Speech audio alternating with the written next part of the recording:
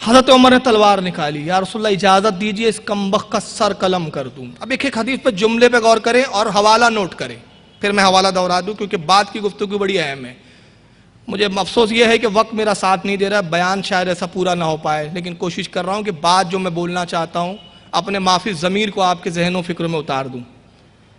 حوالہ نوٹ کریں، مشکات جلد 3 کتاب الفضائل والشمائل حدیث نمبر 5894، اور اسی حدیث کو امام ابن ماجہ نے حدیث نمبر 171 پر لکھا ہے۔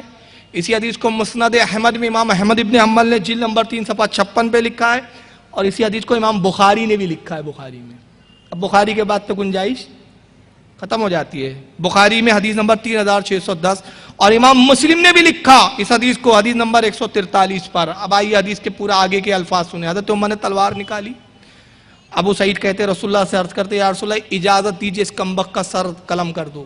سرکار نے فرمایا عمر تلوار میان میں رکھ دو، یہ اکیلا نہیں ہے، اس کی پوری جماعت ہے، جمعیت ہے، یہ اکیلا نہیں ہے، اس کو ایک کو مار بھی دو گے تو تم پوری قوم پر قابو نہیں پا سکو گے۔ اگر ایک توصیف الرحمان بھی مر گیا تو وہابیت ختم نہیں ہونے والی، ایک معراج ربانی بھی مر گیا تو یہ کیڑے مکوڑوں کی طرح ہے یہ۔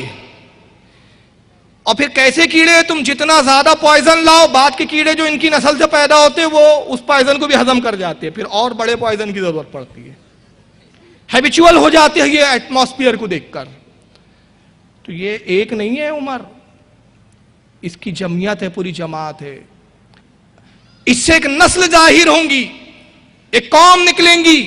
اور نبی نے فرمایا نمازیں اتنی پڑھیں گے کہ تم اپنی نمازوں کو ان کی نمازوں کے مقابلے میں ہیچ سمجھو گے۔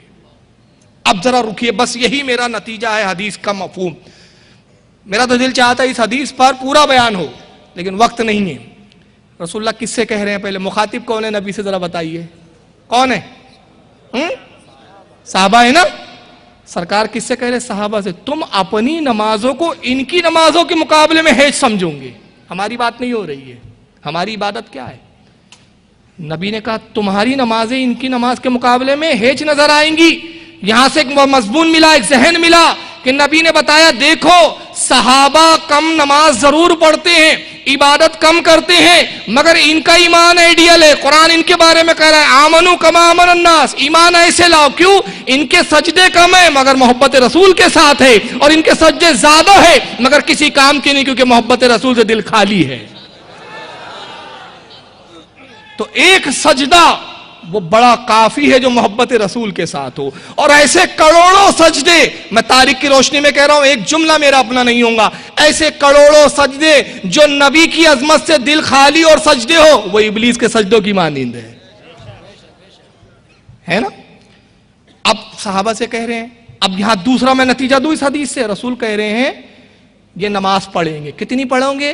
تم اپنی نمازوں کو ان کی نماز کے مقابلے میں ہیچ سمجھو گے۔ یہ قرآن خوب پڑھیں گے مگر قرآن ان کے حلق سے نیچے نہیں اترے گا۔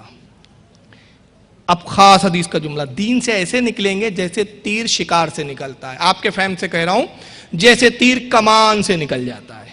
یہ رسول نے اس زمانے میں مثال دی، آج کی آپ کی مثال دوں، جیسے گولی بندوق سے نکل جاتی ہے۔ کتنی تیزی سے نکلتی ہے؟ تیر کتنے تیزی سے کمان سے نکلتا ہے؟ اتنی تیزی کے ساتھ دین سے نکلیں گے۔ اب ذرا جملے کو جوڑے، پہلا جملہ رسول اللہ کا نمازیں پڑھیں گے، جملے پہ غور کریں، خوب پڑھیں گے، قرآن پڑھیں گے، مگر نبی کہہ رہے دین سے ایسے نکلیں گے جیسے تیر کمان سے۔ تو نبی نے بتا دیا کہ ہر نماز پڑھنے والا، ہر قرآن کی تلاوت کرنے والا مومن ہو یہ ضروری نہیں ہے۔ تو نماز دیکھ کر مت کہو کہ یہ مومن ہے، بہت اچھے قاری ہے، بڑے مخارج کے ساتھ تلاوت کر رہے ہیں، سب عرب کی قرات، وہاں کے امام سے اچھی کوئی قرات ہی نہیں کر سکتا۔ نبی نے کہا قرآن بہت اچھا پڑھیں گے۔ یہ پیمانہ نہیں ہے۔